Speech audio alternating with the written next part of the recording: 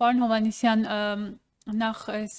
ձեր վերջին ասացի մասով ընդդիմադիրները օրինակ արձագանքում են, երբ որ դուք ասում եք պատմական փաստաթուղթ, ընդդիմադիրները ձեզ արձագանքում են, որ այդ պատմական փաստաթուղթը օրինակ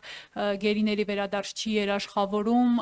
օկուպացված տարածքների դեօկուպացիա չի երաշխավորում եւ այսպես չի փակում օրինակ Ադրբեջանի պահանջների շարքը նույն սահմանադրությունը փոխելու հետ կապված, այս մասով եւ երեք եզրափակիչ ելույթում Նիկոլ Փաշինյանը ազդեցության գործակալների մասին էր խոսում, ընդ որում ընդդիմության շարքերում, ինչ որ կոնկրետ մարդկանց կամ չգիտեմ,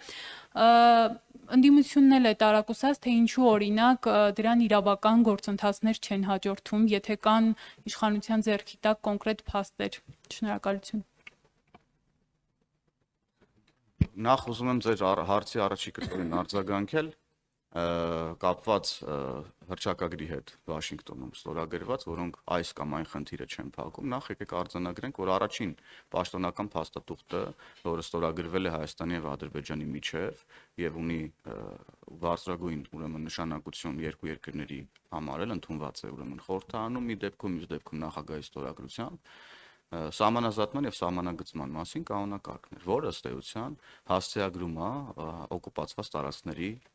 հարցը, սահմանազատման եւ սահմանագծման գործընթացը։ Դուք ասում եք, որ սահմանադրությանը վերաբերող պահանջները չի ծածկում եւ այլն եւ այդպես շարունակ, ուրեմն խաղաղության համաձայնագիրը նախաստորագրված հստակ ասում է, որ ուրեմն խաղաղության համաձայնագրով ստանձնած պարտավորությունները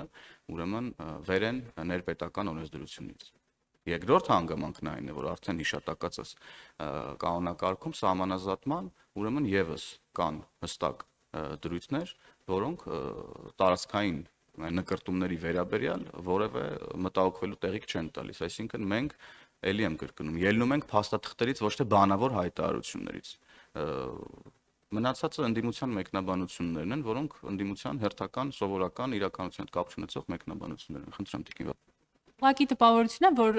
Հայաստանի այս փաստարկները, որ շարունակ բերվում են, Ադրբեջանի համար այդքան էլ համոզիչ չեն ու էլի նույն պնդումները այնտեղից լսում ենք։ Դուք ձեր հարցում ձեր պատասխանը տվեցիք, դա ուղղակի տպավորություն է։ Առանձնապես բան չունեմ ավելացնելու, ես նույնպես ուզում եմ վերահաստատել են միտքը եւ միտքը, որ ընդհանուր առմամբ գնահատականները պետք է տալ փաստաթղթում ամրագրված կետերի վերաբերյալ եւ չընկնել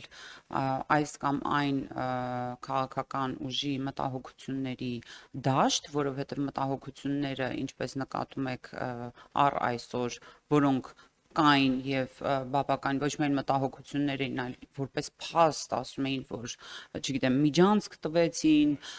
Սյունիքն են հանձնել, Տավուշի գյուղերն են տալիս եւ այլն, եւ սրանով մարդկանց նյարդային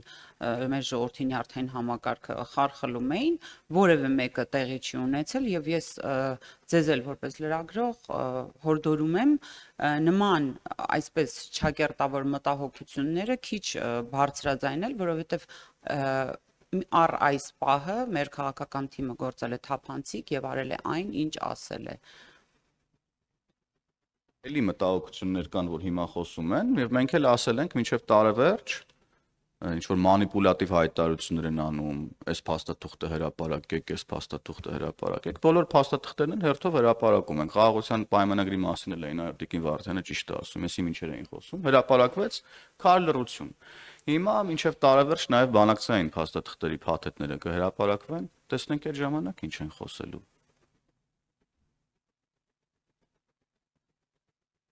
Շնորհակալություն, հա, ճիշտ եք ասում, ազդեցության գործակալների մասով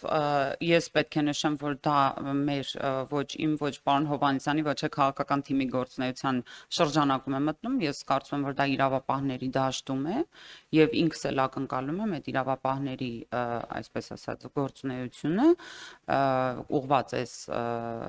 հարցի շուրջ, իսկ ինչ վերաբերում է գործակալներին, ապա դուք ինքներդ կարող եք ուշադիր հետևել եւ որոշ